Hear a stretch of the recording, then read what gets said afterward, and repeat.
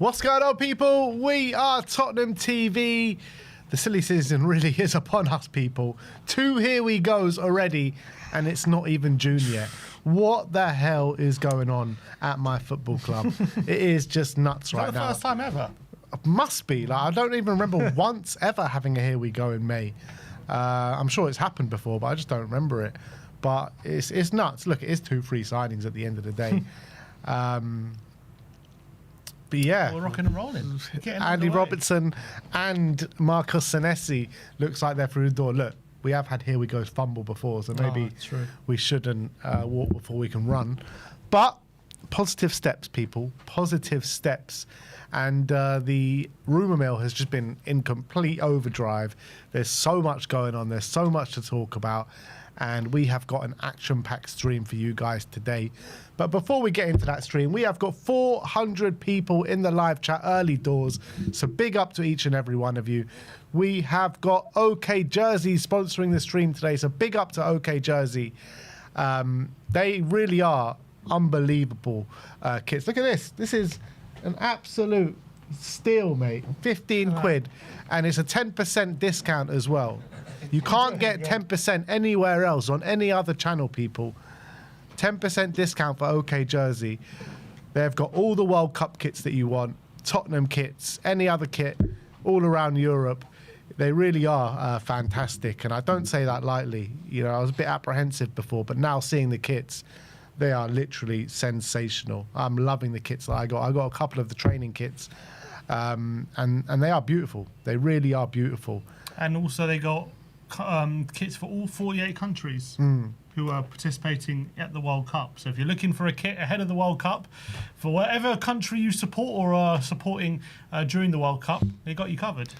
And it's nothing, 15 quid for a t-shirt. You can't really go wrong, people. And the quality is absolute top notch.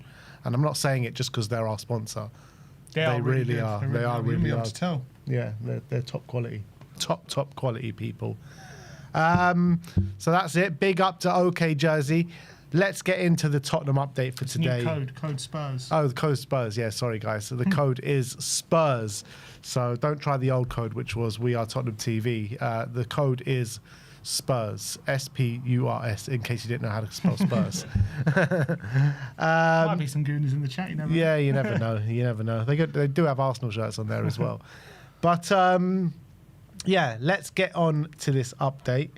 Quite a lot to get through. First up, let's just touch on Senesi one more time. I brought you the video very early in the morning.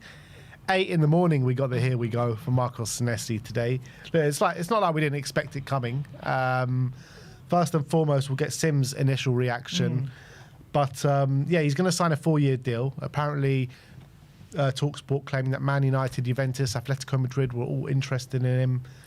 He didn't get called up to the Argentinian squad, but Spurs have won the race. And this is a player that has got high quality on the ball. He made more through balls last season than Spurs made as a team all season.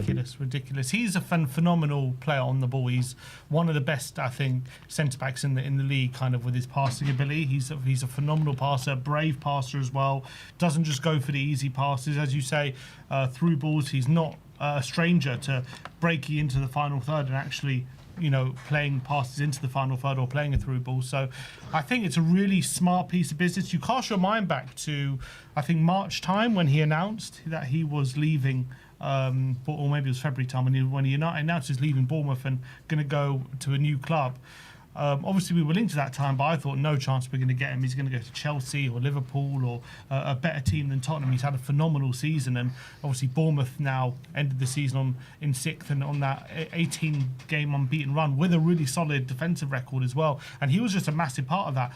I think the biggest compliment you could give him is that they just didn't miss Abriani and Hyson at all. In fact, they got better, and that's because of how good Senesi has been. And in fact, before his injury, which he, I think, last season picked up a serious injury, he was actually ahead of Hyson. Hyson only got his chance because Senesi got injured. You know, in that season that you're talking about, was it 3 seasons ago now, basically? It was 2. I think it was 2 seasons ago. Well, it was Andrew's 2nd season. The season just gone, he got 5 goal contributions. The season before, he didn't play a lot of games. He played like 15 games. That's what I'm saying. The season before that is the season I'm talking about. Oh, you're talking about, yeah. Yeah. he got 9 goal contributions that season, 4 goals and 5 assists, or 5 goals and 4 assists. It's like monstrous. Yeah, he's a real threat in the final third as well, in the box. I think we've seen that.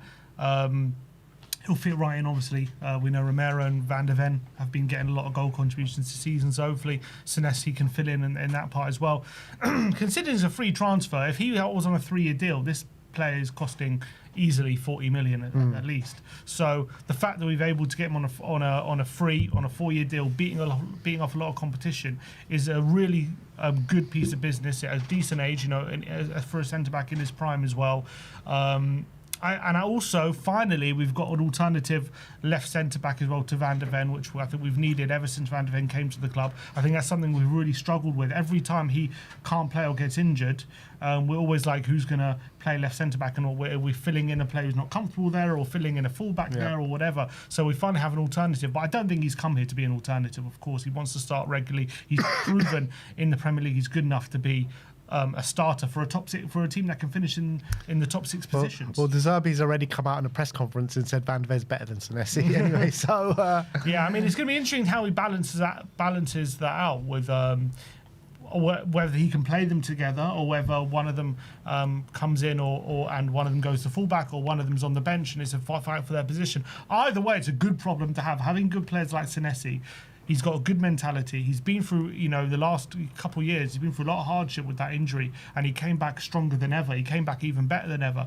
And it shows a lot that Bournemouth didn't even sign a centre-back because they trusted him so much when they sold two brilliant centre-backs in Zabriani and Hyson. So I think there's a lot of teams out there, a lot of fans at the moment, which we'll get into in a bit, that are really angry and upset that they didn't go harder for Senesi and allowed him to go to Tottenham if that is the case, because he did choose us. So I think well done to Spurs for getting ahead of the competition. Really smart piece of business, really smart signing. Really excited to see him in the Tottenham shirt, and I think he's perfect for De Zerbi as well. I think he's going to grow even more on the ball, because I think under Iraola he's kind of like the way they play their kind of 100 miles an hour hustle and bustle, like always kind of urgent, no kind of not a patient team. Whereas with De Zerbi, he's going to learn how to be a bit more patient, like stop for a moment and consider all the options rather than just going for the first option you see, like under Iraola. So I think he's even going to improve even in that aspect, and I think I'm really excited to see how he develops. Yeah, absolutely. Unfortunately, he didn't get to the World Cup though, which I was very surprised about. Yeah, I think that's positive for Spurs. Yeah, it's good for us. I'm just surprised. Just surprised, like they picked. Because I was saying in my video why this is a major positive for us. If the Netherlands go really far into the World Cup, Van der Ven is not going to have a full pre-season. So that means we can start the season with Senesi and not have to worry about it too much. Yeah, which is not a luxury we've had in previous seasons. Exactly. All right, let's go on to our next topic, and that is Radu Dragusin. Marco Di Natale, an Italian journalist, is claiming that the price tag has been set for Radu this summer, which is between 15 and 20 million euros. So Spurs are willing to accept an offer of between 15 and 20. Yeah, that makes sense to me. That's probably around the right kind of fee. I'd be surprised if I don't think we're getting more than that. I think anywhere in that price range, I think acceptable to me, acceptable to the club. I think he needs to move on, needs to have a bit of a reset. Another player obviously suffered big with injury. I don't think it helps him now, especially with just regardless of the quality of the player.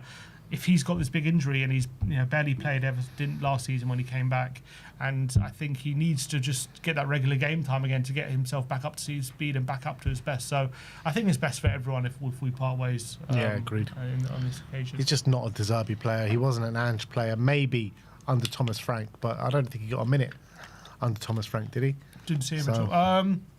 He did. Yeah, I was about to say against City, and he was awful in that game. But obviously, that's a tough game. He came in, I think we played a back three, and he was on the left of a back three, and he was just not the right fit. Was that his first game back from his ACL? I think it was his first start. Yeah. First start.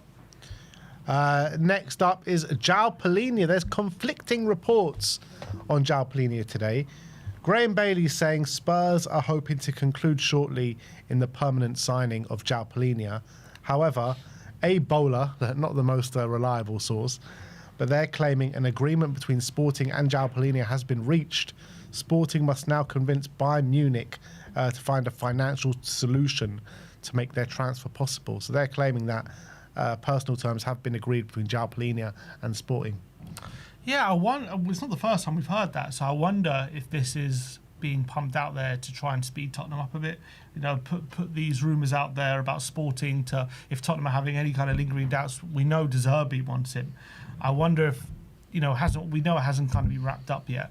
Is there some hesitancy from the football club's point of view, whether they want to commit to a long-term deal with high wages for a player like Palhinha, who might be out the door in a year or two, but De Zerbi obviously wants him now because he's got brilliant mentality, he's brilliant for the dressing room, and obviously was a big part of us staying in the Premier League as well. So there might be a bit of conflict there. Wherever De Zerbi wants, I'll go with that if he wants to keep him. When it comes to these reports, yeah, I wonder if that's what's happening here. Is it a bit of gamesmanship from agents and stuff? Because I don't see Palhinha agreeing to Sporting right now. But that doesn't make any sense to me when Tottenham are very interested. He clearly would like to stay here. He said it a few times that he's really enjoyed being here. Even if he doesn't stay here, would he go back to Sporting, or are there going to be other offers on the table? Probably, you would think there'll be other offers, maybe even within the Premier League. So I don't think he's going to jump at the chance before June is even here to go and join Sporting before seeing what's out there. So I don't believe that. I don't believe he's agreed to join Sporting. I'll be very surprised if he has. It's also like where his head's at. Does he want to go back to Portugal? I mean, he is a Sporting fan, and I think that's where he started his career as well. So he's obviously got an affinity to the club. So it'll be interesting if he's willing to go back there or not. I don't know. That's the only way I think Sporting can get him this early, is that he's just desperate to go back home, go back to Sporting, and maybe somewhere where he really feels at home and feels the love, and maybe that he just wants to have a few good years at Sporting while he's still, near the top of his game. So maybe that is the truth. But again, when it comes to just where I think what the smart thing would do if I was in his position, I don't think it would be agreeing a deal to go to Sporting in June. Before June's even here. Yeah. Next up. Here we go again. First of all, Alistair Gold has said that Tottenham are expected to sign a new striker this summer. And there are reports in Mexico from a publication called TUDN. Never heard of them before today, but they do have over 4 million followers on X.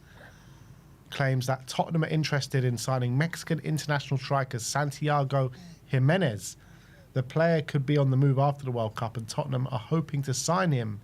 The 25-year-old has struggled for regular opportunities at AC Milan and has scored just 1 goal in all competitions this year for Milan. I mean, his time at Milan has been a horror story for him. I heard if we fail in a bid for Jimenez, we're going to go for the backup options, either Paulo Dybala or Leandro Damião. That's what I've heard. This is nonsense. Absolute nonsense. If it is true, it's nice to know that we've got some new targets now. De Zerbi's in.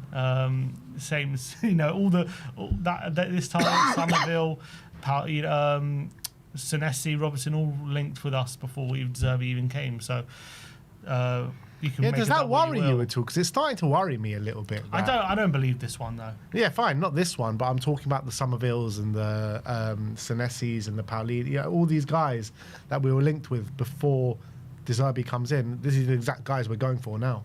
Yeah, it's a bit of a worry, to be honest. Can't say it's not. I think I would like some fresh, new kind of. You would think with De Zerbi coming into the club, he's got a fresh set of eyes on the whole thing. And so he would have a kind of idea in his mind of who he wants, and you would hope it's different to what we were going before, because the direction we were going before was absolutely nowhere. So the fact that we're hearing a lot of the similar names, there's definitely kind of give the impression that the recruitment is still very much club-led, but obviously, I'm sure they're working in tandem with De Zerbi at the moment. And obviously, it's going to be club-led. I don't think De Zerbi's going out there scouting players himself. I'm sure he's relying on the scouting department, recruitment department, who are obviously employed by the club. So you could say all the recruitment is probably going to be club-led, but you'd hope there was a new, fresh approach now De Zerbi was here. Yeah. And it doesn't seem like, on the face of it right now, that that's the case. But have to wait and see. In terms of Jimenez, don't want him. Don't think it's true. And I think he's going to be probably in the Mexican second division in a year's time or something. Yeah, he has been shocking for AC Milan. I mean, he was so good in the Dutch league, wasn't he? Yeah. I mean, He's another Vincent Janssen. Yeah, literally. Like so many players come from the Dutch league, and you're thinking, wow, look how many goals they're scoring, and then they go to a big league and they just can't do it. And it seems like Santiago Jimenez is more of the same. 5 goals in 14 games in his first year. In his second year, which was last season, 0 goals in 16 appearances for AC Milan in the league. He got 1 goal in the cup. So I think I'd rather Troy Parrott. Yeah, I would as well, to be fair. He's another one that's smashing out in the Dutch league. Exactly. All right, that's Santiago Jimenez. Let's talk about Crescencio Summerville. Obviously, it was highly well documented that we went for him in January and couldn't get the deal over the line as West Ham were unwilling to sell in the midst of a relegation battle against us. Now they are down. Spurs have apparently revived their interest in Summerville. Reports in Holland from Football International saying that Tottenham are making a concrete offer for Summerville, and SZY saying reports regarding Summerville are true, but they understand there is still interest, and he's on the list of possible winger targets, but no contact has been made as of yet. How would you feel if we brought in Summerville and Savinho as our winger targets?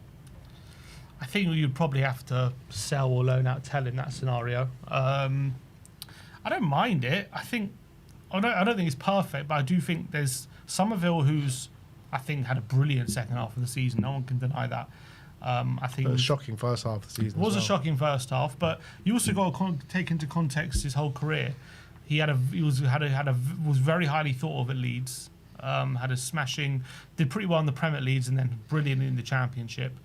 Got his move to West Ham. Didn't really do great in his first season, and then obviously the first half of this season was also bad. But also West Ham have been a complete mess as well. And then once Nuno has come in and got to grips with things, he's really sparked into life. And whenever you watch him, he's a danger. And I think the guy has quality as well. The guy I do think can score goals like more regularly than he's shown. So I think for me, if you're asking me what I'd want, I'd rather get one of Summerville or Savinho, not both. Who would you prefer? I think Summerville might be ahead of him right now, but I think Savinho might have more talent. So I'd probably go with Savinho. But yeah, I'd probably go with Savinho. But I like Summerville as well. I wouldn't want to sign both of them. I think just one of them. If we sign both and then let's say loan or sell Tell, I mean, definitely better options. I don't think it's bad options, to be honest. I think it's nothing that wows me immediately. Do you need to sell Tell because you've got Savinho who can play on both sides? I guess I don't need to. Because then you'll have Tell, Summerville, Savinho, Kudus. Yeah, that's actually that is true. And obviously, we'll see what happens with Decky happens. But yeah, Decky sees himself as more of a 10 anyway. Yeah, it's also true. You got Odebear coming back, but that's a problem for. I mean, if we sign Savinho, we sign Summerville, and we sign another striker, sell Richarlison, depending who that is. I mean, our attack is definitely going to look a lot better. Whether it's where we want it to be is the question. But if you're telling me it's going to be a lot, is that an attack, depending on who the striker is, that could maybe compete for what we want to compete for? I think it could potentially. I'm undecided. I don't know if it can. I don't know. Again, I don't know. Is there enough goal contributions in those set of wingers, even with Summerville? Like Summerville scored 5 goals last season, and he got 2 assists. It's not exactly monstrous numbers. How many goals? 5. Yeah, but it's and true. They all come in a very short space of time, didn't they? But he is a good player. He was also very good at Leeds, though. Yeah, in the Championship, he smashed it. He got 29 goal contributions. In the Prem, it wasn't bad. In the Prem the year before, he got 4 goals. And how many assists? 2 assists. Yeah, but he was so that was 3 years ago. So he was like a 21-year-old. It wasn't bad. I like him. I think he's good. I like him as well. But what I'm saying is, do they add the goal contributions that we need for next season? I'm just unsure of it. Yeah. It's difficult. Because I watched West Ham play in this relegation battle, and he was the only one that was making stuff happen. But then again, if you were talking goal contributions, we have Brennan. He did great goal contributions, but we didn't want him. I know, and I thought it was a mistake to sell him. No, you didn't. I did. You think it was a mistake to sell him at the time we did. Not you wouldn't want to sign him back. Of course, I wouldn't sign him back, but it was a mistake to sell him. I said it at the time. No, but that's you're talking about as a mistake to sell him because we didn't sign anyone. Correct. But it's not because we didn't replace his goal contributions. But you're not talking about. But Summerville. What I'm saying is goal contributions. Of course, we want more. I'm just saying it's not that's not the only thing we should look at because otherwise that could lead you to sign a Brennan. Correct. We know, of course, but that has to be taken into account as well. Of course, yeah, I understand that. But when we had an attacking manager last, we'd had more goal contributions from our players on the wing. Mm-hmm. Now, last season, the season just been, it was a disaster. But maybe you put a lot of these wingers that we have in a more attacking system, and maybe we will see more goal contributions. Maybe, but maybe not as well. I think it's more likely, yes, that we'll get more. Savinho was in an attacking system. He only scored 2 goals. Yeah, I know that. He did get quite a few assists though, over the 2 seasons ago he did, yeah. Yeah. Look, I think where we're at, 2 17th place finishes in a row, we can't exactly be picky choosy and get a world class talent in probably. So it might even be the best that we can attract right now. I mean, if you're up to me, I would say get Savinho and then maybe go for an Ndai. That's probably what I would do. I wouldn't probably go for both Savinho and Summerville. But let's say Ndai is unattainable. I mean, I think Summerville, you could do a lot worse. The thing is, right, 6 months ago, you wouldn't have taken Summerville. We didn't want him in January. We were saying this guy's a flop, he's done nothing. And a purple patch, and now we're saying we want him. Purple patch but as well, it's good form, you're right, but I think it follows on from what he was showing earlier in his career. So I think he's maybe starting to fulfill his potential more than just a purple patch. That's what I would say about Summerville. I'm just undecided about it. When I see him play, he does look like a good player. And I think he does look better than Savinho. He impacts games a lot more than Savinho, in my opinion. So I might actually side with Summerville over Savinho. But, yeah, I don't know, man. It's just like West Ham did so terribly with Kudus and Summerville in their team. It's true. And then we're going to end up with Kudus and Summerville. Yeah, when you put it like that.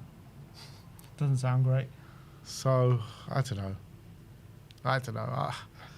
I prefer to go for someone of higher stature and maybe more proven. But I think Summerville would excite fans. I think he's also a frustrating player as well. That's the thing. So, I don't know. But as I said, I don't think I would sign if we're serious about Savinho. I don't think I would sign both him and Summerville. I think one or the other. The problem we got is that all these players are just frustrating players to watch. Summerville, Savinho, Kudus, Tell. Like, all of them are so frustrating to watch at times. You've got to ask an Everton fan. I'm sure Ndai frustrates the hell out of them some days. It's because we watch them all the time. But yeah, you've got to see what they can do as well. Yeah. But you've got to be completely sure about it if we're going to sign, because we need to get this transfer window right. Mm-hmm. We need to get it spot on. And I guess, it depends, what you're trying to achieve this summer and for next season. Is it to get back in Europe? I don't know if they're good enough to get back into Europe. I don't know. Maybe they are. I don't know. Let us know in the comment section below. Who's next? Next is Marcus Rashford. There's a player good enough to get into Europe, I think. Daily Mail saying that Spurs are now considering a move for Marcus Rashford with his future uncertain at Barcelona. I mean, he's just on loan there, isn't he? He is. And they're about to sign Anthony Gordon to replace him. They've pretty much signed him. So I don't know what Michael Carrick thinks of Rashford. Does Carrick want to bring Rashford back in? Does Rashford even want to go back to Manchester United? If he doesn't, I do think there's a bit of an opportunity for Spurs here to get maybe a Rashford on loan or maybe even a permanent signing, With everyone saying that, we're willing to smash our wage structure and all that, I think we should try and pursue it. I really do. I think he's quality. I mean, if you're looking at goal contributions, he's your guy. Yeah. He's your guy. He's the one who definitely gets them. I'll bring in him and a Summerville. That I'll be happy with. Yeah, I think Rashford has really obviously rebuilt his career over the last 18 months after what was, awful ending at Man United. Brilliant, I thought, I thought he was really good at Villa, and then obviously he's had a really good season out in Barca. So obviously the big stumbling block would be obviously wages, but we have quite bigger financial muscle than maybe some other teams in the Premier League. I don't see Man United selling or the other top 6 clubs being that interested in spending that amount of money on him right now, to be honest. I don't see him going to Arsenal or City or Liverpool or Chelsea. Maybe Chelsea, but it's not really in their model to sign someone like Rashford who's 28. So I think there might be an opportunity. There might be. Obviously, Rashford would have to be content with the fact that he was just playing at Barca and now he's playing at Tottenham. So you have to be content with that. But any of his next steps is going to be a step backwards, isn't it? From Barca, but Tottenham finished 17th. That a bit of a gap. Maybe could Newcastle go for him to replace Gordon potentially? I mean, he could fit in well there. And he's a player that can fill in up front as well. But we're both not in Europe, so if both us and Newcastle on level playing field on that front, maybe he would pick us over Newcastle, London Life and stuff like that. So I think there is potential, as whether we're serious about him and whether you can get the wages right. It's very interesting, like Tuchel came to the England setup and immediately put Rashford back in when he was out in the cold and immediately said, no, this is the kind of player we need. It's because there are very few players in Europe, or definitely for England, who have his explosive pace, but also that just shooting ability. Like you have both of them in tandem. It's a rare skill set that if you harness correctly, it's very hard to stop. And I think Man United for many years didn't use him as well as they could have. And obviously a lot of circumstances, but Tuchel immediately brought him back in when he had other players in unbelievable form. You're like, how is Rashford back in? But he's done quite well for England ever since he's come back in the England setup. So I'll definitely look at it. I'll definitely look at him and try and get him through the door. Yeah, I'd love to see Marcus Rashford at Spurs. I really would. I think it'd be a major coup for us going into next season. That's the kind of player I'm talking about, with guaranteed goal contributions, because he has that. Yeah. But yeah, it's hard to find these Rashfords. Well. Yeah, of course it's hard. Yeah, 100%. And last but not least, yep. Oh, I don't have the thing of him, but we're going back there, people. We are going back there. Morgan Gibbs-White. Miguel Delaney says that Tottenham have revived their interest in Morgan Gibbs-White. What do you reckon Mr. Marinakis has to say about that? They can revive it all they want, but Marinakis will kill it. Will kill it dead, I assure you. Well, someone's going to end up dead, that's for sure. Yeah, no chance Marinakis. No chance Marinakis lets this happen. Absolutely zero chance. His pride and ego, he would rather sell to anyone but Tottenham. He would, even if it means taking less money, he will not let Tottenham win this. I guarantee you that. Obviously, Gibbs-White has had a brilliant second half of the season, 15 Premier League goals. I thought definitely in the last season, in the season just being at the beginning, the speculation had affected him and he didn't quite have the best start to last season. Because he only wanted Spurs, mate. But he really wants knuckled to be down, here. especially when there was relegation trouble. He was scoring goals every week, brilliant goals, hat-tricks. Was very unlucky not to get into the World Cup squad.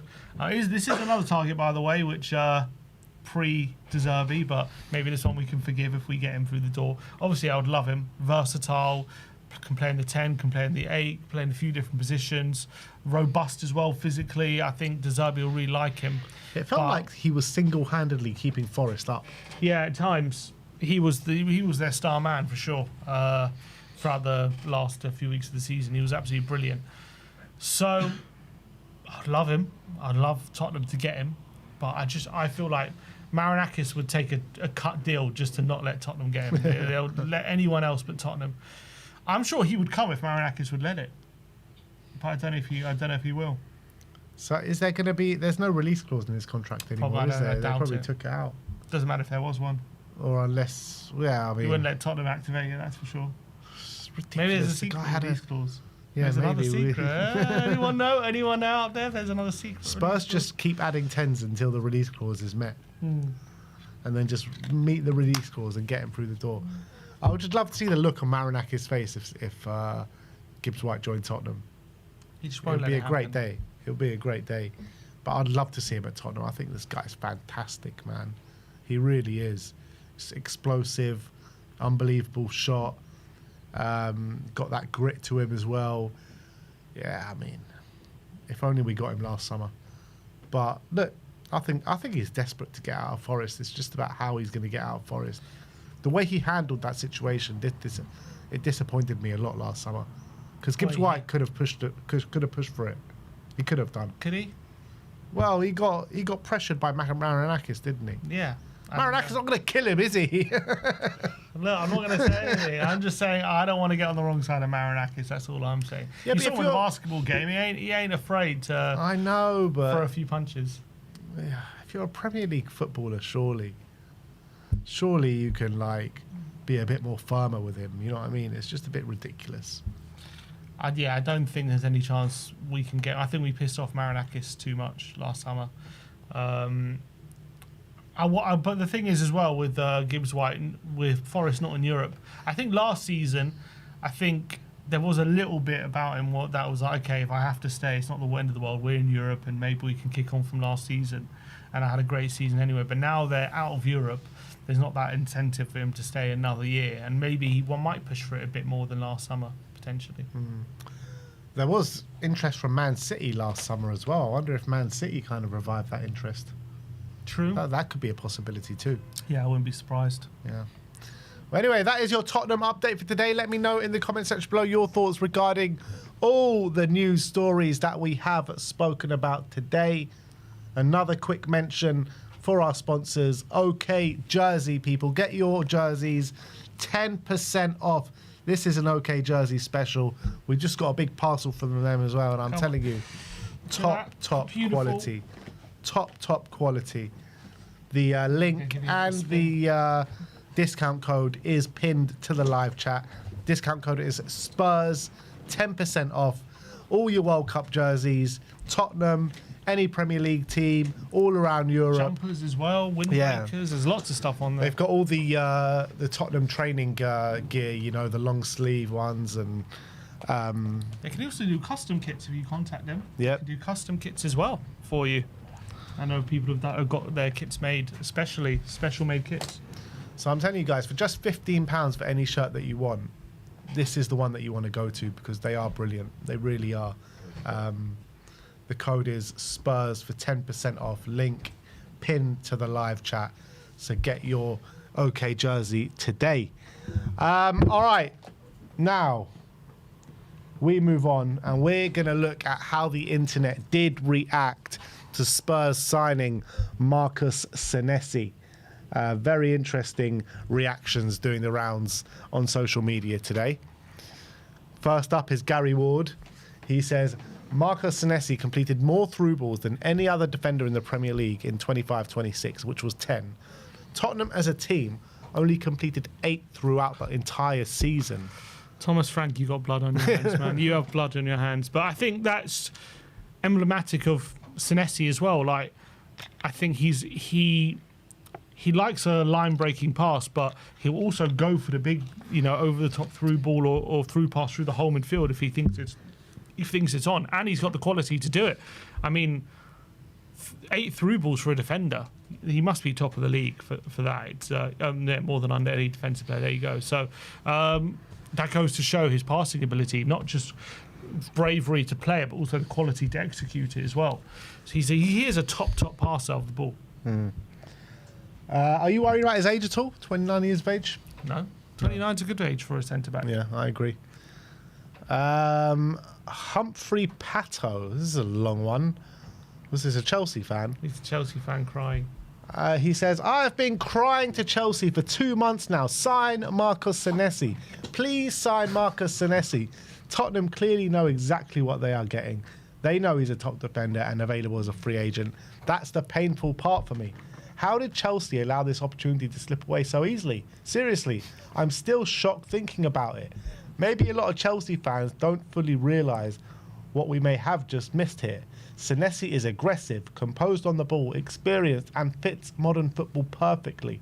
A player like that becoming available without a transfer fee is the kind of market opportunity smart clubs should jump on immediately. Instead, Tottenham moved quickly while Chelsea stayed quiet.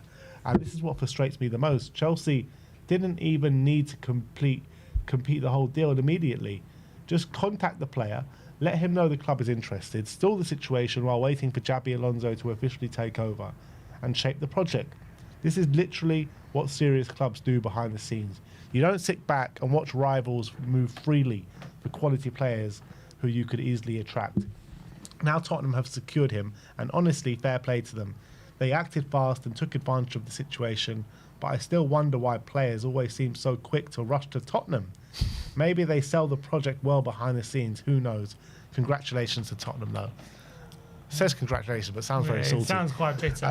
From a nice little roundup there from the Chelsea fan. I think Chelsea should be interested in him because they've got a major, gaps in centre back. Reports say they were.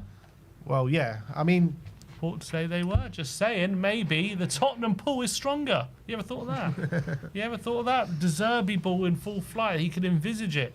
You can put your Alonsos and whatever you got going on over there. The Tottenham project is the way forward. The thing is, I think he already gave his okay to Tottenham. He did. Like, he accepted Tottenham before Xabi Alonso was even hired at Chelsea. I never get this whole I'm a man of my word kind of thing. If a better offer comes, you should go for it. But some players are. That's your like integrity right there. Huh? That's your integrity. If you're a Premier League footballer, there's no integrity in football. A better offer comes, you go for it. Good for your word. You got to stick to your word. That's what Brian Daigle says. Man of his word. And I appreciate that. It's an admirable quality. So maybe Senesi. He said I gave you my word and I'm joining. So fair play to him. Who knows? Did Chelsea come in last minute or not? I agree. It does make sense why Chelsea, for a free transfer, is such an easy win. They need probably 2 centre backs and they need probably someone to compete with Colwell, who's just come back from an ACL. So you think Senesi would be the perfect guy for that? But I wonder if they were just waiting for Alonso to assess the situation. Also, Liverpool. Konate's just announced he's leaving. So, but when we agreed the deal for Senesi, I think it was reported that Konate was going to sign the new contract. It's true, but I'm just Liverpool did they come calling and all that? So maybe we just did a brilliant job in getting him to agree that early. So fair play, some proactivity from Tottenham. This is what happens when you're proactive. This is what happens. Never seen the like. Steal a march. Never seen the like. Odin Lad says, qualified for Europe for the first time with Bournemouth. He also has offers outside of England and even in England. Top 6 clubs that are playing in Europe, and he chose to play for Tottenham? What a loser. Some very, very bitter fans. Who's he even support this guy? Is he a Bournemouth fan, you reckon? Says he's a Barca fan. We've got Barca fans rattled here. What's going on? This signing is rattling some cages. I think it shows where Tottenham are at in the pecking order if you're leaving a team that the first time they finally get into Europe in Bournemouth and come to Tottenham, who just have escaped relegation. He basically said to Tottenham, stay in the division, I'm yours. That's what he said. Reality is our South Stand is bigger than their stadium. Yeah, that's just the reality of the matter. He knows that Bournemouth, that's probably the limit to what he can do. And not to say that Tottenham are in a good place at the moment. Of course we're not, but the potential of the club is obviously vastly different. At Bournemouth, they need everyone at the club, every pound to kind of punch above their weight, whereas Tottenham, it's just a different level financially and the size of the club. And I can understand people thinking, what is he doing? Bournemouth are so much better than Tottenham, they're sick. And that's just not reality on the ground when a player looks at their career and he thinks, if I can play at Tottenham and get them back to, where they were a few years ago and get them back competing, then the sky's the limit there. Whereas Bournemouth, can they ever get more than where they are? It's very hard for them.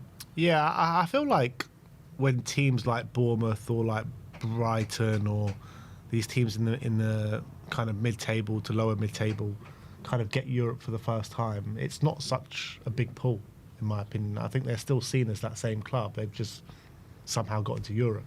Because a lot of the time they would stay there. Exactly, and I think players still look at Tottenham being like they're a team that should be in Europe consistently.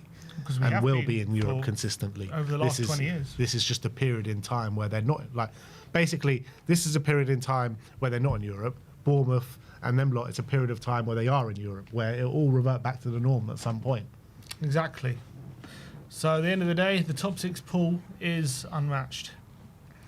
Ollie AFCB, Bournemouth fan, says, genuinely, what is he doing?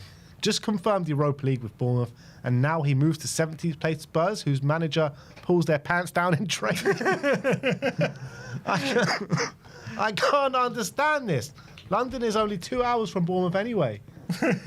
He's saying, what's the London life? He can commute. What's the big deal? It's just better being there, mate. And, as much as you can clown De Zerbi for putting his pants down, you would love De Zerbi at Bournemouth, don't you? What's so great about the London life anyway? What's so great about having pants on? What's the difference? But yeah, look. I was thinking about that. I was like, what in the Mikel Arteta is that, mate? He's saying, if you're going to stay up, you need cojones. That's what he's saying. I'm guessing, anyway. I don't know. But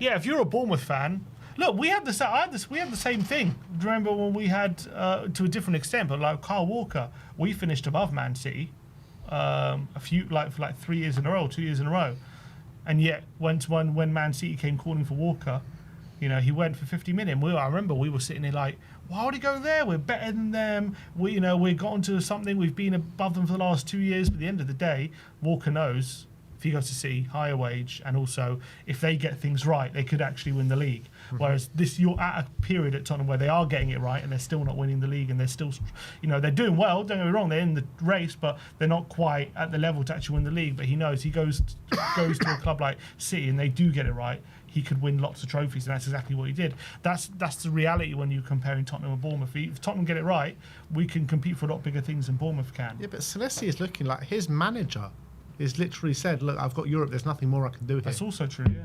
You know what I mean? Like, if the manager's got that mentality, then surely that filters down to the players as well. That's a good point. And he also looks at it as much as, you have to credit Bournemouth for... You have to credit Bournemouth for how they've adapted to losing all their star players. But I'm sure there are players like Senesi looking like it could catch up with you eventually if you just keep selling these players and replace them all the time. That's fine for maybe 2 or 3 years. But I remember Southampton back in the day, they used to do a brilliant job at selling and buying and going again. But it caught up with them eventually. After about 6-7 years, it did catch up with them. And Wolves did a good job of that. Wolves as well, no? Wolves did a decent job in reinvesting, and but it can work for so long. But at some point, you're going to have to get to a stage where you're keeping on to your best players.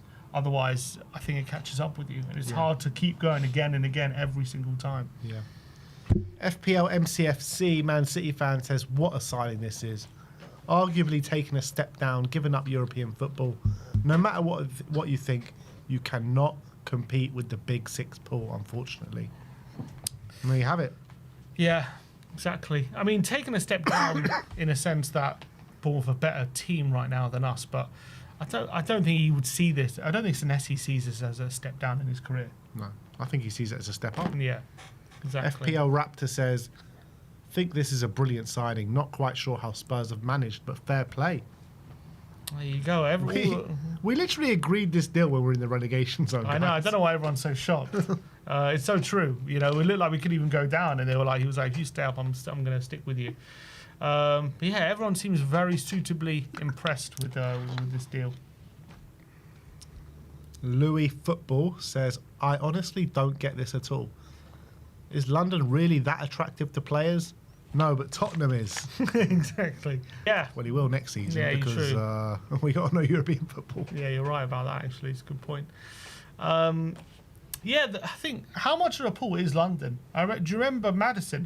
When I think Newcastle won Champions League, we weren't in Europe. And they were in for him, and everyone's like, he's going to go there on the Champions League. Why would he come to Spurs? Yet he chose Spurs over Newcastle at that time. It surprised a lot of people. And I think he said London was a big part of it, but obviously he saw himself as a Tottenham player. But like the London lifestyle and everything is just a lot more when it comes to where you want to live in England. I think, when it goes to their wives and it goes to the nightlife and all this kind of stuff, they all want to be in London. That is just a fact of the matter. But also, you've got to remember the facilities that Tottenham have with the training ground, with the stadium and everything like that. Like, you walk into Tottenham, it's like you're at the best club in the world with the facilities that they got. 5-star hotel, be nice. Exactly. But then you actually get on the pitch and see the results. It's a different story. But you know, the facilities are second to none. It's a good point, because I remember there was a video when Tonali walked in at Newcastle, and there's a video of him looking at the gym equipment. He was like, "This is nowhere near what I had at Milan. Like in Milan, it was so much. We had so much better equipment and stuff like that. This isn't even a Premier League club at Newcastle. So it might have improved since then. But I'm saying when you look at that kind of stuff compared to Tottenham, who have the state-of-the-art facilities and everything, players look at that kind of stuff. And I'm not saying it's not. Tonali, we got some facilities for you exactly. if you want to use them. And it's not just to say that that's the sole basis of that decision. Of course it isn't, but it goes into it. Jim Oso Spurs, Marcus Senesi's skill profile via the Oso Spurs analyst. So here's a little Senesi pie chart for you. What's interesting is, it's interesting. So he's very, he completes a lot of long passes and passes into the final third and progressive passes, but then his accuracy and forward pass accuracy is not so high. And you would probably, what I would say is probably because he does a lot of them and he maybe plays riskier passes. See, what I reckon is under De Zerbi, those numbers are going to go up. I also think the number of his progressive passes might drop a bit. But I do think his pass percentage and force by accuracy, I envisage that's going to go up and going to be better. I would assume so. Because I think De Zerbi is just a bit more controlled like that. In terms of the other ones, other interesting progressive carries is quite good. Slide tackles and interceptions is quite high, but again, a lot of it is how De Zerbi, how Iraola set up his team very, 100 miles an hour, everyone running, people pressing and be like crazy players and stuff, crazy men. Aerial duels one though, well that is, I think Romero's is in like the high 60s, low 70s, so his is 45%. So I think before Van de Ven joined us, his was quite low like that as well, but obviously Van de Ven was a young player. Senesi's like 29 now. That's a bit of a worry. I didn't notice. Hopefully that can improve. So that's something he needs to work on, I guess. The aerial duels. If he has Vuskovic next to him, he doesn't have to worry about it. Yeah, exactly. Apparently he's quite slow though. That's also one thing. He's not slow, but if you're playing on a high line, he can get caught out.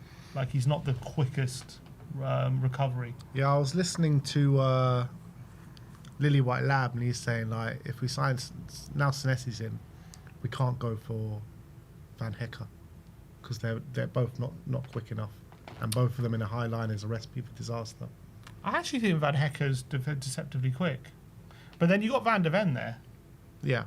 So he probably. Yeah, we were saying if you're playing a team without Van de Ven. Yeah, that might be a problem potentially.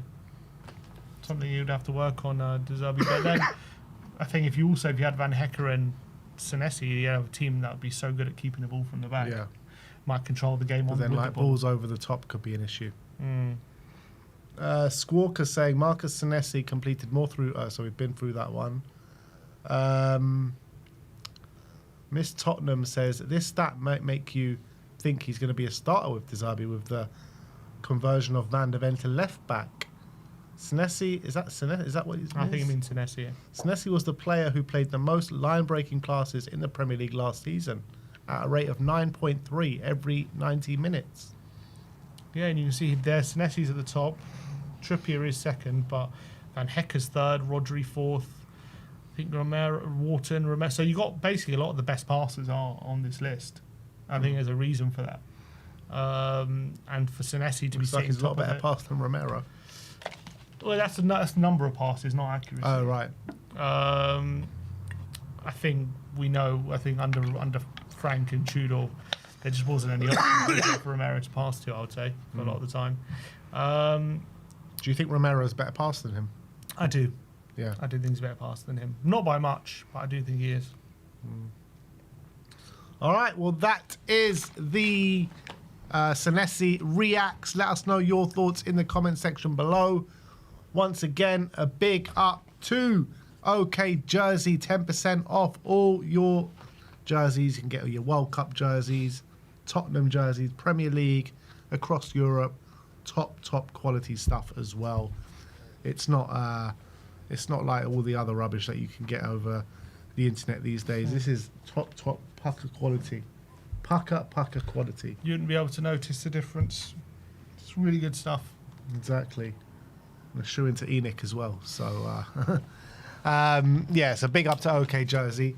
And, yeah, we'll be wearing all their stuff in the coming streams like Sim is now, and you'll see how good it actually is.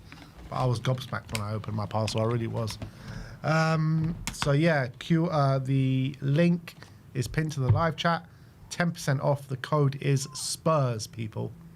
Not Spurs people, just Spurs. All right, what do we have next?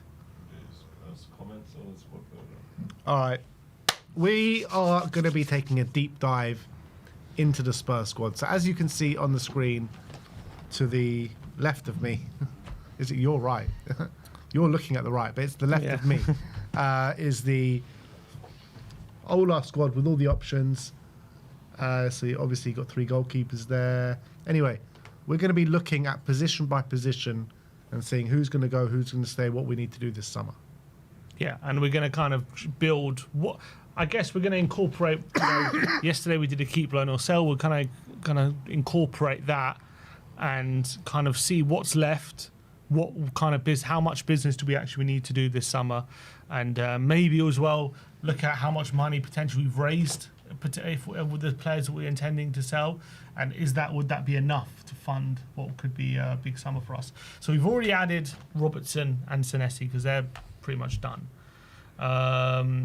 So they're on the list. So you look at the 3 goalkeepers, we've got the whole back line, which we have 5 centre-backs, is that? 5 centre-backs, and we've got 5 full-backs now. 6 midfielders, 7 if you include Gallagher, who's sitting in the number 10 position at the moment. You've got, well, kind of 2 wingers with Odebear and Kulusevski injured, more back from alone. 3 strikers, Solanke, Richarlison and Lancashire. So, on the face of it, there's a lot of trimming that needs doing. So that's a hell of a bloated squad, isn't it? Mm-hmm. Like, there's a lot of players, obviously, which we said yesterday, need going. So, if we we're going to have to sell, just from the substitutes, you're looking at, obviously, Vicario is going to go. Yeah, so you say 21 million for Vicario. 21. So we're going to promote Kinski to number 1 for now, and just have Austin there. So that'll be the keeper. So Porro and Spence, we're pretty happy with that. Yeah. Dragoshin will go. Dragoshin, we're thinking will go, and we think Romero is going to go as well. So we'll say 15 for Drag. We'll say, what, 45 for Romero, something like that? 45 for Romero, and we're going to replace Romero with Vuskovic. And Vuskovic is going to come for the time being. So we're going to have Vuskovic and Danso centre-back, Porro, Spence at right-back. Yeah, you got Van de Ven, Senesi, that's fine. I actually misspelled that. Senesi. There you go. Yeah, Van de Ven, Senesi. Docky, Robertson, Davis. I think he's going to leave on a free this summer. Davis is going to leave, so we're going to take Davis out. So we're now that back line, I think, looks pretty not bloated. We've done it. We've sold Romero, we're replacing Vuskovic, and we've got Dragoshin out, Davis out. So that looks like a pretty solid front line. Maybe we have to sign a keeper. We'll talk about that in a bit. Maybe a keeper you're thinking could be signing a number 1, a bit more experience potentially in the back line. But those 4, the only thing is, the only question in the back line there is, do we send Vuskovic out on loan and sign another one, or are we promoting Vuskovic? That's the only question really. Yeah. But everyone else is pretty good. We're pretty happy with that. Yeah. So I'm happy with it as it is. I don't want to see Vuskovic. So technically, regarding incomings, our back line is done for next season. We don't even have to touch it. Yeah. That's a lot. So going on to midfield, Basuma's going to go. We're not going to give him his contract. Yeah, that's a free transfer. So he's gone. Now, obviously, we'll have a question mark on Paulinho. I guess the question, and there's a question on all 3 of these, I guess there's a bit of a question. I think Sarr goes. I would say, 20 million for Sarr or something like that. let's say 25 for Sarr. Well, let's say 22. 22 million for Sarr. 22 million. I think we can get a bit more than 20, but maybe not 25. So, okay. So then Gray and Bergvall. Are we keeping them around? Both of them. They're both definitely staying. It's just a question of, do they go on loan or not? I'm not sure. Oh, let's keep them there for now. We'll keep them there, and then we'll assess things. Okay, we've got Kudus and Decky here, but we don't know what's going on with The only other Decky. player that leaves is Richarlison. I think everyone else stays. Obviously, Odebear's injured. Moore, we'll see if he goes on loan. Does Moore go on loan? Potentially. We'll discuss that. And then Richarlison's going to leave. And maybe Lancashire also on loan. Richarlison, another 20 million. And then other than that, Gallagher's say Madison's out of the squad. Jabby's injured. Okay, so how many players we sold? There's 5 players sold, and then there's a few gone on free. Basuma and Davis gone on free. So how much we raised? 2, 4, 6, 80, 90, 100, 110, 100, 120 odd million. 120 odd million. And it's still pretty bloated. That's the truth. There's still a lot of... I mean, unless we're saying Moore and Lancashire go on loan, and then maybe one of Bergvall or Gray. Because when you look at that, potentially need to sign a goalkeeper. Because just potentially. That's what I would do. Okay, let's say no goalkeeper. You go to the midfield. What do we have? But also, we don't have to spend just what we bring in. Like, there's going to be money there to spend. Okay, I'm just trying to work out how much do we need to spend. How much do we need? I mean, how much positions do we need? We need to sign a midfielder. So we need to what on this position, or to play with Paulini and Bentancur, or I think our starters are going to be Paulinho and Bentancur probably. Okay, so let's Gray and let's go Bentancur. Well, those were our starting midfielders at the end of the season. If anyone's going to go between them two, it'd probably be Bergvall on loan. And I think he's probably the least suited to what De Zerbi wants to do as well. Someone made a good point in the comments, which we'll get back to, but they said Bergvall and Gray are both a year away from being fully homegrown. So it might be worth keeping them around just for that. They have to stay. If they go on loan, They have to stay. If they go on loan, then it's... Yeah, they have to stay because you got a plan like you're going to be in Europe next season.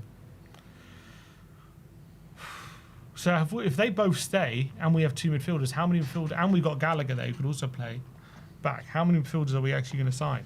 1, I reckon. What, like a passing midfielder? Yeah.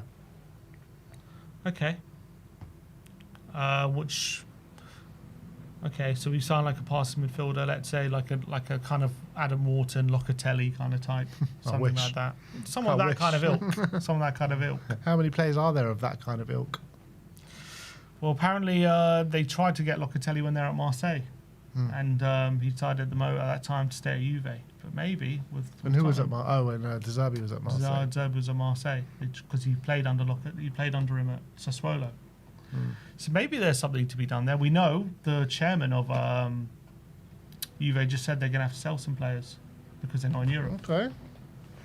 Bring me Locatelli then. Maybe Locatelli.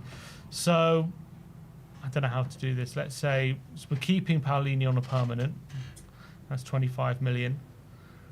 Paulini and Bentancur. We're saying 1 midfielder. We're saying We need 3 attackers. So 2 wingers and a striker. Yeah. So we're sending more on loan. If Spurs are serious this summer, they go break the bank for Victor Osimhen this summer. You go Galatasaray, offer them what they want, and you give him the wages what he wants. He is the best striker in Europe that is not at a top club. By far. So do we think Moore's going to go on loan again? I think so, yeah. So get more. So we'll take Moore out. Yeah, look at that front line. We've got one player who's got we've got two players in Odobe and Javi have an ACL. Decky, we don't know if he's going to be fit for next season. So do we have to kind of basically plan for the forward without those? I think you have to plan without Kulusevski, for sure. And you've got to plan without Javi and Odobe anyway, because they're missing a half a season minimum. So if we just go for we're just going to go with who's actually going to be fit for most of the season. I don't think we sign a 10. Yeah, I think we sign left winger, right winger, and striker. Left winger, right winger, and striker. So that's how many players? That's 4 players. Yeah. We're looking to sign. And I do think we're going to end up with Savinho and Summerville. It could be just easy to say that because we're linked probably with them every time that happens. But yeah, I've got a feeling maybe just one of them will end up with. I'm not sure. Maybe Savinho just seems like it might happen. I think Savinho's on the cards. So if you add Savinho in there, let's say we manage to persuade Locatelli to come. Not happening. Why not? Just don't think it's going to happen. Could do. I don't think it's that crazy. Persuading him to come. Locatelli is top quality, man. I think if he goes, he probably goes to a Champions League club. Maybe De Zerbi can convince him. What, to leave Juventus, who didn't make Champions League, to come to Tottenham? Yeah, there was a... they're not in Champions League. Yeah, that's not in Champions League. Wouldn't he want to go back to a Champions League club? Yeah, but maybe he wants to come Premier League, and maybe De Zerbi can sell him a project, because he knows De Zerbi well. He knows De Zerbi well. And also, there was a period he was out of favour not so long ago at Juve. So he was actually... They wouldn't mind getting rid of him. But he's turned it around. But I'm just saying, like... I don't think the top 6 teams are jumping to sign him right now. Maybe there's an opportunity. Yeah, maybe. I'm trying to think who needs a midfielder. I mean, what about Liverpool? Liverpool, maybe. I think they need a bit more of a monster, though. Someone who's really physical rather than... I was just talking to Chris Redman, a bit of a spoiler, but he was saying, like, their midfield, they've just got too many nice passes and too many nice players. They need some physicality. Whereas I think we've got quite a bit of physicality, but we need some passing ability. It's a bit of a difference. I would love to see Locatelli. I don't know. I just can't see it. Well, let's put him in as like a kind of a dream. A dream. So let's put Bentancur there and Locatelli. Let's say Just Locatelli feels there. like a Championship manager signing. Potentially, and let's put Tell here, and let's say we sign someone like Summerville, or who would we like? What about Ndai? I want to see Rashford. Rashford. That's what I want to see. So you look at that team. Then we need a striker And a striker. Yes, Lancashire. We said we're going to keep Lancashire. We're sending him on loan. Keep Lancashire around. And then let's say a striker. Let's have striker suggestions, guys. Victor Osimhen. Come on, we've got a song ready for Eddie. We're never going to spend those wages on him. We should, man. We should. He is the guy that we need. He is. He changes everything. We get on Osimhen. Who could we get up front? Krupi, Garassi, Duran, Dybala, Vlahovic, Marmouche. What about Marmouche? I don't know. I think Maresca might like him. Igor Thiago. Mateta. He had his surgery on his knee. Could be over it. Tony. He's looked very good since he's come back, Mateta. He has. It's true. I'll be open to Mateta.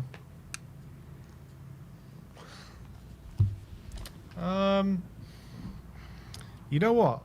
What about Ivan Toney after the World Cup? He's been called up to the World Cup. Is he going to want to get a taste of that Premier League football again? Maybe Ivan Toney. I mean, there's rumours he wanted to leave, and then he kind of poured cold water on them. Look, if we're really serious, if they want to follow through on their promises, and they say you're going to see a different Spurs, we're going to invest, we're going to do this, we're going to do that, just push the boat out for Victor Osimhen, man. You pushed the boat out for De Zerbi, gave him one hell of a contract, you know. What's he on? I don't know, probably a crazy amount. I mean, so many clubs pulled the plug on him because of his wages. I mean, he's a bloody a player like him at Galatasaray is ridiculous. He wanted 300 grand a week, didn't he? I think he wanted more. I think he wanted like closer to 450 or something ridiculous. He's on a mad wage. Oh, jeez. What? It really is a mad wage. He's on. He's on a 384 grand a week. Yeah, but there's probably no tax on that. Yeah. So that means you have to double that in England. Yeah, pretty much. What, is there no tax in Turkey? I don't know, but not as much. What would you say? For international players, they've got like an incentive, don't they? Yeah, some sort of incentive.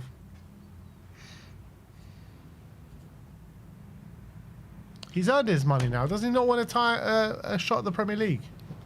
Who are we putting in this forward? But like someone who's a bit realistic, but also an upgrade.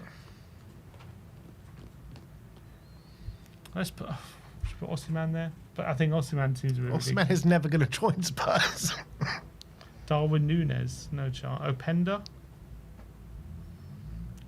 or Jonathan David. Voltmarder. Apparently Newcastle want rid of him. Why do they want rid of him? Yeah, apparently they doesn't suit Eddie Howe's system. I mean, this is just like the $1 million question. Like, who's it going to be? Go for Mateta. Let's put Mateta there. Let's put Solanke there, Mateta. All right. So you look at that squad, you look at that team. Yeah. How much money do you reckon we would have spent? So we've spent nothing on the back line. We've not signing a keeper. Locatelli, about 40 million, I reckon. Yeah. Rashford, I would say a loan. Savinho about 45. Yeah, Savinho 45, and Mateta probably about the same. So you're spending around 150 million. Yeah, that's well within our remit with. It's only 30 million plus the players. Yeah. Sales. Is that team good enough to compete for top 5? I think under De Zerbi, that team is definitely good enough to get top 7. Definitely. Trying to think what it's lacking. Maybe you sign a keeper as well. I would say if we've got money spent, maybe you get a for Bruggen potentially. It's a good team. I think that team can get top 7. Why not? It's got good cover. Rashford is crazy. People are saying. I mean, it's not that mad. I don't think there's going to be a whole queue of clubs looking to get him. The thing is, it was mad maybe a few years ago, but now he's getting sent back by Barcelona. It's up in the air whether Man United want to keep him or not. Like, where's he going to go? Yeah, I don't think there's going to be a queue of clubs like looking to splash massive on him. I think there's an opportunity if there's someone serious about to get him. Like when PSG signed Moani for 70 million, you'd be like, nah, Spurs can never get Moani. We just got him on loan. So things change in football. I think Rashford could be a possibility if we actually went for it. All right, so we're thinking 4 signings, maybe 5 with a keeper. That's what we're thinking. What do you think, guys? Do we need more? Do we need more than 4 signings? Is that realistic? I mean, to be fair, we're saying 4 signings, and maybe when De Zerbi says we don't need that many, maybe you only take 4. I think we end up bringing 4 or 5 players in, yeah. I don't think we'll bring more than that. Yeah, more, people are saying. Everyone wants more all the time. I'd welcome more, but I think for De Zerbi's first summer, this will be a good starting block to go next season with 1 game a week. And obviously, within this, you do have Xavi and Odegaard coming back in January, February. Yeah, true. And you also do have Decky at some point, hopefully, recovering. You got to remember, we got to assume that we're going to be back in Europe next season. We have to make that assumption.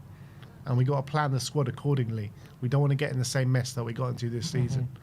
we need to make sure that we're going to have enough homegrown players, enough English players, you know, because we can't get into that mess again. The squad needs to be planned properly and meticulously. And next season, we're not going to have that issue of homegrown because we're not in Europe. Yeah. So we don't really have to focus on that. So we can get in whatever we want this season and make sure when we are in Europe, we sort that out. Exactly. And that's why the Bergvall Gray thing is massive. And that's why they need to stay. True. I like that squad. I like the look of that squad. Where do you think that squad good. finishes? I think that squad potentially top 6. The problem is if Maddison gets injured, there's not much Yeah, creativity in the 10. that is a big issue. Albeit you could maybe move Kudus into the 10 and play Savinho or whoever on the right-hand side. Maybe. Hopefully, Maddison don't get injured until Javi comes back. Madison not getting injured is a bit of a tall order. Yeah. And Until Javi comes back. we do have Decky potentially. We'll have to see what happens when it comes to pre-season. People are saying Moon, Gibbs-White. Well, you could add Gibbs-White in there. Imagine having Gibbs-White, Maddison and Javi in the same squad. That's just a bit mad, isn't it? You could potentially move... we could do with the Gibbs-White. You could fill in all 3 positions here, if need be. But we know we're not signing him. No, we're not getting Gibbs-White. Belabor, Van Hecker. I mean, if you added a Van Hecker, Verbruggen and Belabor into that, fucking hell. Yeah, we ain't doing that either. But look, I think that's a decent squad. It's a decent squad. Definitely getting out of a lot of the players that we need to get out. Bringing in some really good quality players and experienced players as well. Like all those players that we said we're bringing in that could potentially come in. Locatelli, Rashford. Someone says Nico Mateta. Gonzalez, maybe. Yeah, that's also a shout. Potential. I mean, I don't think that's crazily unrealistic. Yeah, it's obviously not going to happen. No, it never will. But- Alex Scott, we could add Alex Scott, people are saying. But the thing is, any other midfielders, I don't know what you do. How do you add them in? How do you add them in? I mean, like, if we sign a Scott or a Gibbs-White or a Nico Gonzalez, can we add any more without taking out? It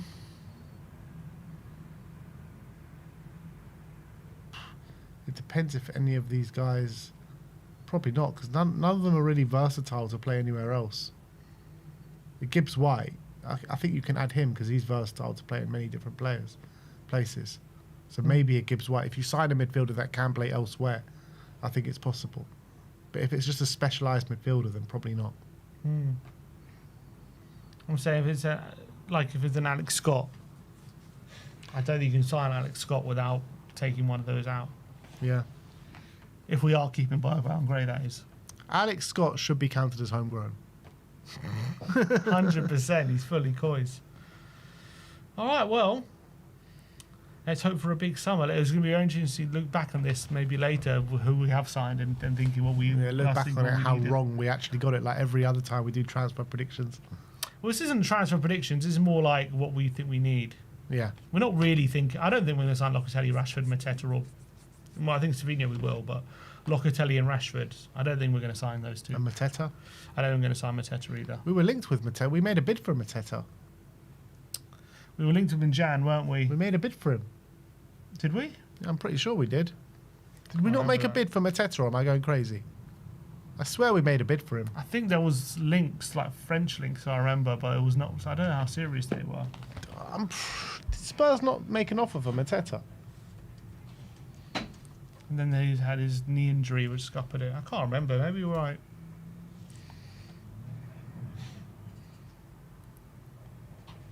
Or it was just a late inquiry on deadline day or something. Yeah, it was, maybe.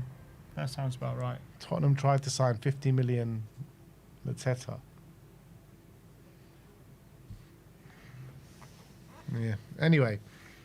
So that's what the squad building and squad looks like. I mean, on the basis of it, there's a lot of business to do, but once we get these players out the door, we'll know exactly what we need to do. I don't know if they're going to do it like that. So we're saying 5 in and 5 out and 4 in. No, we're saying 7 out. 7 out, including the freeze. Yeah. 7 out and 4 in. Yep. I mean, it's a lot to do, but No, it'll be 5 in because I think we will bring in a goalkeeper. we'll get 5 in. No, I mean, Well, it's not 5 in anyway because you've got Robertson and Senesi as well, so that's 2 more. I've already got those 2, so Yeah. 7 in, 7 out. Yeah. All right, well, let us know your thoughts on that in the comment section below. It's very interesting. We'll keep track of it as we go and see how Spurs do this summer. But, you know, we're not even in June yet, and Spurs have already made 2 signings. Well, Exactly. about to make 2 signings, hopefully. And let us know where we went wrong. Maybe there's players that you think should go that are gone, that are not left on the squad, or maybe players you think need signing that we haven't added. So let us know. Yeah, absolutely. So, OK, Jersey, once again, big up to them. As you can we get the bar on the bottom of the screen? There we go. Look at that. OK, Jersey, 10% off just for you guys if you use the code SPURS. Amazing jerseys. You can see the one Sim's wearing now if you're just joining the stream. Top quality, people. Top notch. You ain't getting better. You ain't getting better than that. And for just £15 a shirt, you can't go wrong, people. You cannot go wrong. If you scroll up, I got that one that is that blue one with the gold trim. I got that, and that is so nice, man. So nice. And you get 10% off with our code SPURS. So you got to go for it, man. You'll be mad not to go to OK Jersey and get your shirts because they are the best in the business right now. They really are. So use our code, 10% discount. Link is pinned to the live chat as we speak. And just click that, choose what shirt you want to buy, and use the code SPURS on checkout to get your jerseys 10% off. We're going to finish off. Let's actually go through a couple of super chats. Southeast Coys says wish list: Savinho, Locatelli, Van Hecke, and Osimhen. Could you imagine? I think that was from last stream. Was it? Yeah, you might be right. The first one would be Nicole. Nicole saying, what do you guys think of Ederson, former Man City keeper? He's in Turkey right now. He's 32 and a great keeper, especially with his feet. I mean, I wouldn't say no. He's probably in Turkey for a reason, though. Yeah, true. He wants to go get his hair done, apparently. Yeah, he was very good at City. He was very good at City, though. I mean, he's one of the Premier League greats. Josh Bonner says, thoughts on Iliman Ndiaye? I'd love him. Yeah, I mean, I've told you many times how much I love Ndiaye. I think he's a top player. I think he's so good at dribbling with the ball at his feet. Proper bums off seat player. Got that explosiveness to him as well. I would like to see him get more goal contributions, but I do think he's a top player. Yeah, I think he's got potential to grow even more, but I think he's really developed well at Everton. He started off like a bit of a frustrating player, but he's added those more final product this year. As maybe under De Zerbi he can grow even more. Doc Sanji says Odebear, Javi won't return until Jan, so deal then. So deal then when they get back, yeah. That's what we should do. And I think that's not what we did with Maddison and Decky this year. We just they're coming back, so, you know, we can't sign Imagine any players. doing that with someone that's not going to play till the last week of the season. It's insane. Or not at all. Liston Hines says, get a Yari from Brighton. Very cheap, excellent player. Never ever mentioned by anyone anywhere. Yeah, you know what? He's had a very good season, Yari. He really has. He always gets his shot off. He's like always taking like 2 or 3 shots a game. Sometimes puts it in the back of the net. Against us, he did. Yeah. I don't think he's going to be that cheap, though. I think Brighton value him. Yeah, he's definitely stepped up this season. I think he's one of those players who goes under the radar, but he's had quietly a very solid season. All right, let's get into your comments, people. We haven't done a comments video in a while, been preoccupied with staying up. So let's get into these comments and what have you got for us today? All right, we'll start off with Irregular Gamer says, agree the owners / board got lucky, but to their credit, they got De Zerbi in on time. But the same questions remain. Which players are we going to get that De Zerbi wants? Are they going to want to come here? Of the players that De Zerbi has, or aren't good enough, which ones are going to be wanted by other clubs, plus that aren't rivals? Are they going to watch? Are they going to pay what the club want? Are we going to change this club-led data recruitment policy? Because it may get the best players for a given position, but it sure sucks at getting which ones can actually play as a team. So a few questions there. Irregular Gamer has. I'll take it one by one. Which players are we going to get that De Zerbi wants? Are they going to want to come here? I think the first question is something that's on everyone's lips. Yeah, I don't even know if we're bringing in players for De Zerbi or we're just bringing in these club signings, because we're linked to the exact same players as we were pre-De Zerbi and as we are post-De Zerbi. So that does worry me a lot in terms of the transfer business that we're looking to do this summer. So I don't even know if we're bringing in. Look, I doubt De Zerbi said no to any of them. They've probably said, and he says, yeah, all right. But are they specifically players for De Zerbi? I don't think so. Does it mean they can't be players that De Zerbi can work with? No, of course not. They can, but they might not be. They might not be. And that's the risk. Of the players that De Zerbi thinks aren't good enough, who be wanted by other clubs that aren't rivals, and who's going to pay? It's a good point. Are we going to be able to sell some of the players for the prices that we want to the clubs that are not rivals? It's always a big problem with Premier League teams, isn't it? I think they're banking on getting big bucks for Romero, and they might not get it. We heard last year the only club willing to buy him was Atletico, and they only wanted to spend 30 million. So are they going to want to spend more than that this summer?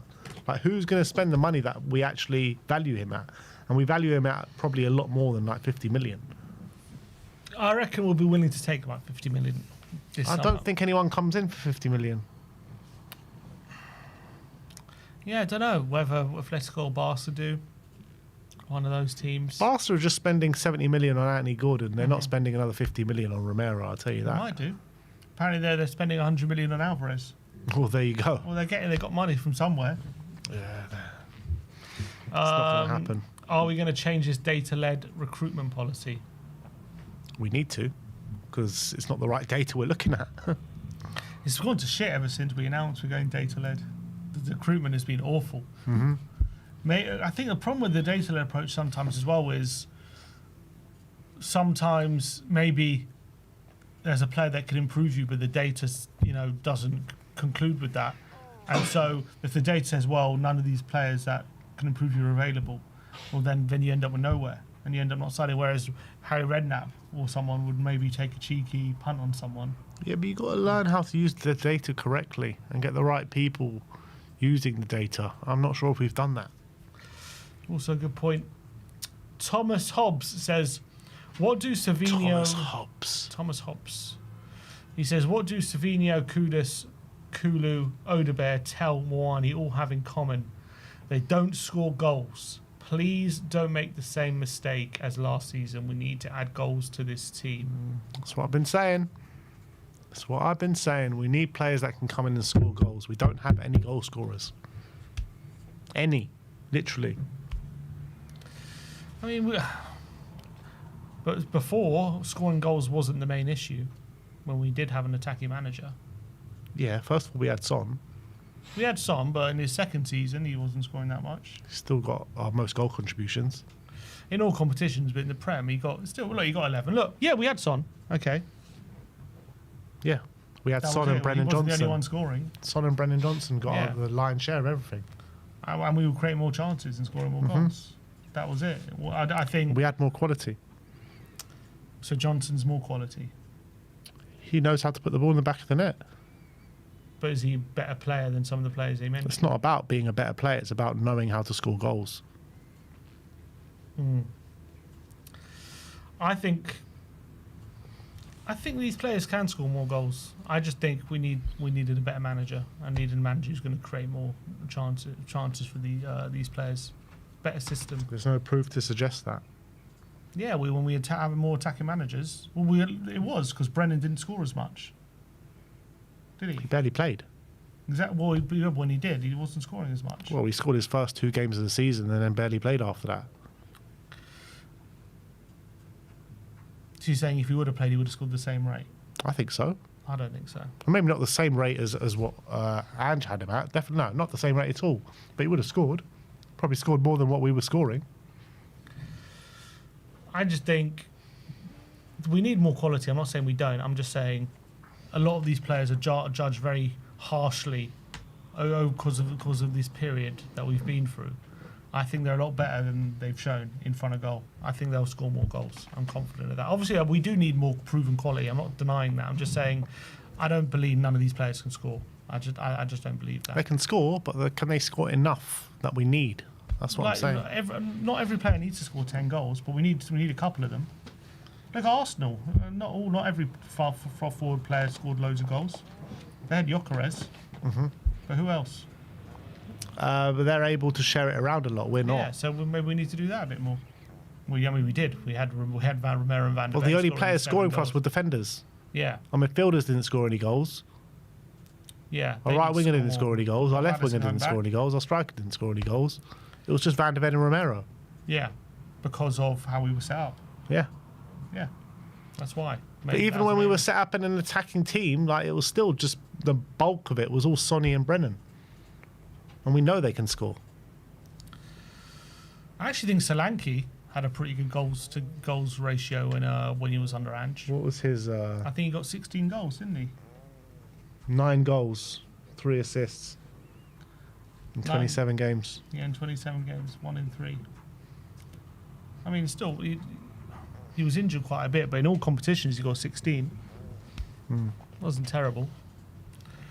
How many of them were against Europa League farmers?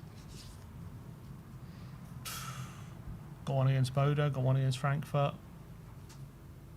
Can't remember who else. Off the top of my head. RZ, he got one. Haas604 says multiple managers have said the biggest issue at Spurs is weak mentality, and yet when we have a chance to sign a mentality monster like Robertson who has actual leadership and winning experience, we turn our noses at him. Seriously, Spurs players need someone to set high standards in the dressing room and give some guidance to our players. Robertson would be perfect. Yeah, I do agree with that to a certain extent. I think behind the scenes he'll be sensational for us. And I think that's the key selling point with Robertson. What he gives you off the pitch, I think is probably more than what he gives you on the pitch. Yeah. Well, he's still a pretty good left back as well on the pitch. It'll be interesting to see. I think he starts off the season. Well, depending on how they do in the World Cup, I predict he probably starts off the season as our first choice left back. You reckon? Yeah. I reckon he's a better player right now still than the doggy. That's the truth. You weren't saying that yesterday. What? That he's a better player than a doggy. He is of course he's a better player. It's just about whether he was a better player. No, he is a better player. It's just whether he has the energy. I think your mind has been swayed by a conversation that you had today. I always said he was better going forward. No, before you were saying the doggy was going to be our first choice. Well, I don't think he will. I think Robertson will be. I think he will be. I think it makes sense. It makes a lot of sense. He's come here on promise, or not promises, but he's probably been told you've come here to play, not to play second fiddle to anyone. I do think playing 1 game a week, he's probably a better player than a doggy. The problem with Robertson is how much he's declined physically. Now, speaking to Chris, he doesn't think if he plays 1 game a week he has declined that much. The problem is when he plays more than that, which is what I thought. And so if he's playing 1 game a week, he is obviously a better left back than a doggy. There's no question about that. Definitely going forward. I think a doggy has some things over him, like I think one-on-one defending potentially and speed like that. But when it comes to just a general player, there's no doubt about it. Robertson's a better player when they're at their best. Yeah, but the whole point is he's past his best. He's past his best, but he's not declined so much that he's still not as good, still not better than someone like a doggy. Not saying a doggy's bad, but I'm saying he was, when we're saying at his best is literally up there with like Ashley Cole as one of the best fullbacks ever in the Premier League. So a slight decline on that is still a top fullback. You know what I mean? But when he plays more than 1 game a week, then you get a bit of issues. I think at times he put in really good performances last season, but still, I don't think anyone was calling him one of the leading left backs in the Premier League last season. No. No, but then again, Liverpool had lots of trouble as well. And the year before as well, to be fair. Year before. I can't remember the year before. But Liverpool have had a lot of... Well, when they won the league, he wasn't good? I mean, they went straight away and signed Kirkes, didn't they? Yeah, because you have to start looking at the future. But they signed Kirkes to start. But I think, yeah. I think, Kirkes did start the season, didn't he? Woodruff says the comment about going stronger, but this is De Zerbi, says next season is surely about how he messages ideas and feedback to players. This season he was gentle with the players to pick them up. Next season he is saying he'll be tougher with them. That's how I understood it. Hopefully that won't backfire. Yeah, I agree with that. I think he's gonna. I don't think these players are going to have had a pre-season like they're going to have this season with De Zerbi. He's going to be so intense. He's going to drill so many remember Conte's first pre-season? God, they were dying. Do you remember? He made them do those laps. Yeah, oh my God, they were puking on the pitch and everything. Yeah, I think you might see something similar. Yeah, I think De Zerbi's going to really get into them. Because I saw someone talking about it. Was it Kevin Prince Boateng or someone talking about De Zerbi's training, saying it's just like the toughest training you can go through. Yeah. Yeah, he's a very, very intense character. And I think as well, because he's given them a little bit, but hasn't fully drilled into them, he's going to know what who to trust, and he's going to go right into 100, going 100 this summer, I think. Davey Funk says, completely agree with Sim's views about being called Spursy. About the club being called Spursy to sum up this season. The hierarchy of no plan for the club, and they hired whoever was available as a manager. The only policy they've had is this farcical transfer policy where they make club buys who don't feature and get loaned out. A football club should look for a manager that fits the philosophy of a club and build around that. Support the manager and invest in players that will give that will get the game time. For the ownership to use Spursy as a term is scapegoating and looking to take attention away from their failures at running a football club. Yeah, probably spot on, to be honest. Probably spot on.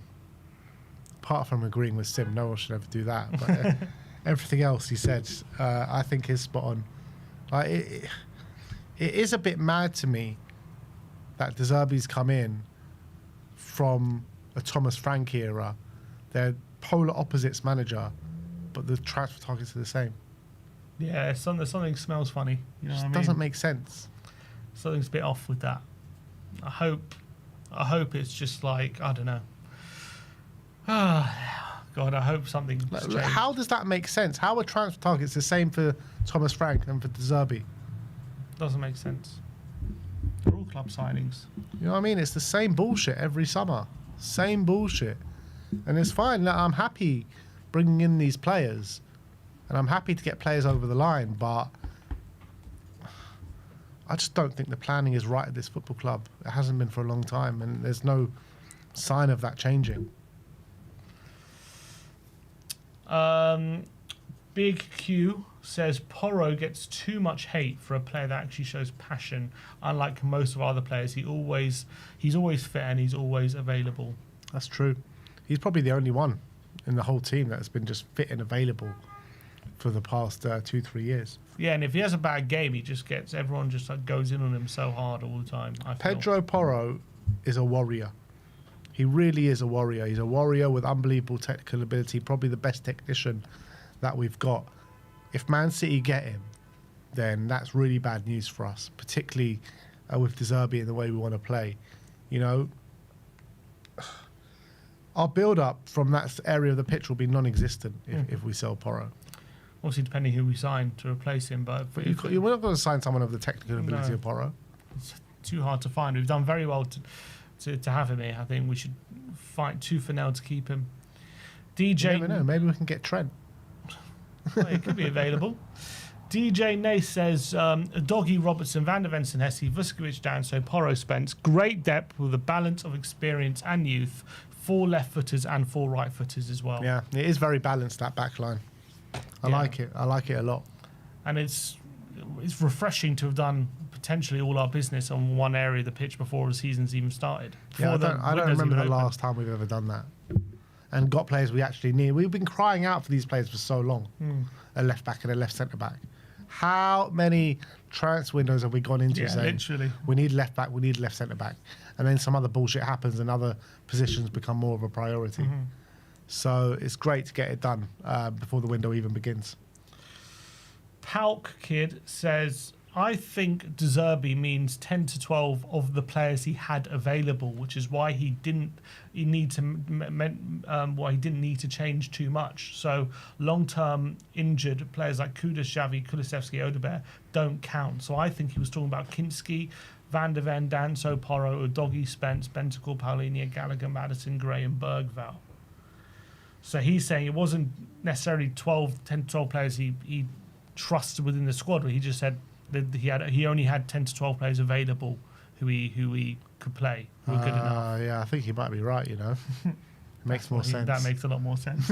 We did a whole video. Sorry about that, guys. You go watch it, though. The players that we think he trusts. 20,000 views later. Thank you very much. Maybe a bit of a misunderstanding there with De Zerbi. Maybe. That's 100% spot on. Yeah, I think he's spot on there.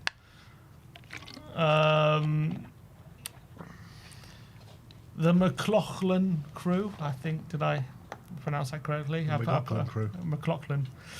With Paulinia, ideally, you'd probably upgrade him, but for me, you want players that bleed white, and his passion and commitment kept us in the league. I want players like that around the team. He saved us. He earned a contract and a payday, in my opinion. I want us to bring him in, 2-year contract. Agreed. Agreed. I love Paulinia. They say never fall in love with loan players. I think I fall in love with João Paulinia. It's not even the goal. It is the passion and the energy that he brings to the team. And he was here on loan, and he was like the most passionate one. That's crazy. Just his mentality, isn't it? Yeah. He's not going to the World Cup, so I wonder if we are going to. Oh, is he not? Did he not get called up? I don't think he got called up. Really? He's been in every squad. Unless it was a fake squad I saw. I believe he wasn't. All right, chat. He didn't get called up. Unless I saw a fake squad. I haven't seen the Portuguese squad. There's been a lot of fake squads going around, so it might not be. It might have been a fake squad, but did he get called up? I'll tell you if it's. I don't think they've announced it yet. Maybe they didn't announce it. Nah, Portugal haven't announced it yet. Bit late, isn't it? All right, so I probably saw a fake squad. There's been a lot of fake squads going around. If he doesn't, then it'll be interesting to see when that deal could be wrapped up. It could be wrapped up very soon. I wonder if they wait till after the World Cup to decide anything, if he is going. I don't know. I think that... Someone said he didn't get called up. He didn't? He saw the same tweet as you. Bot called up. Yeah, go on, what were you going to say? I was saying, we know what De Zerbi wants. So I think they're going to try and get it done as soon as possible. I think maybe the negotiation, they're going to probably negotiate a fee down with Bayern Munich. But I think they're going to try and bring him in. Romano tweeted it, someone says. I don't know, we'll do some research. Hydro says, we need to go all in on Bergvall. He is 1 year off being homegrown at the club, with this being the final year. Oh, you're right. Wait. He did tweet it. Romano did tweet the Portugal squad, and he's not in it. So he's not in the... Yeah, there you go. So he's not in the World he's Cup. not in it. Yeah. They've gone for Samu Costa, Ruben Neves, Vitinha, João Neves, Bruno Fernandes, and Bernardo Silva. It's tough getting that, to be fair. All technicians. There's no, that squad is calling out for a João Paulinia. So he's not going to the World Cup. That means that deal should be done pretty quickly then, you would think, if it's going to happen. Yeah, I think it will do. I think that's the next one. Hydro5205 says, we need to go all in on Bergvall. He is 1 year off being homegrown at the club, with this being the final year of him being able to obtain that. Yeah, I think that homegrown thing's massive. It's massive. Him and Archie Gray. We need to keep them. Is there any more? Is Pape? I guess Pape should be this year, shouldn't he? But Pape, I think Pape might have signed a bit too late to be... Oh, he can't become it at all, you're saying? Yeah, potentially. But anyway, I think anyone that we can get into that homegrown category, it's just so valuable to us. We saw last season how much it can hurt your season. So yeah, you got to keep him at the club. You have to. Basically, anyone who signed at 18 can do it. Yeah. So I don't know who else we've signed at 18 apart from those two. No one. Don't think anyone. Yeah, I can't think of anyone. All right. That's it. All right. Big up to yourselves. Monstrous stream for you guys today. One more time, big up to OK Jersey. 10% off any football kit that you want. We've already got a host of football kits from them, and they are pucker. Top quality. If you use our code SPURS, you get 10% off your order. So the shirts are only £15 as well. It's just like, for a football shirt, there's nothing these days. Absolutely nothing. So go over to okjersey.com. The link is in the live chat right now. And go and have a browse. Just go and see what takes your fancy. There's so much different Spurs gear out there. There's all the World Cup jerseys and also World Cup training kits and jumpers and all this kind of stuff. So, yeah, go and have a look. It's top quality stuff, people. Come on. But, yeah, that's it from us today. Have a good weekend. Allez les bleus and all that. And we'll see you on the flip side, people. Maybe... Yeah, just don't come out your houses this weekend, people. Saturday is going to be a hell, and Sunday is going to be the bigger hell. Don't come out your house on Sunday. Just stay locked in. We'll try and provide some content for you guys for the Sunday to keep you busy and occupied so you can keep your mind out of what is going on in North London. But less said about that, the better. We'll see you all very, very soon. Like, subscribe, and comment. And as always, come on, you Spurs.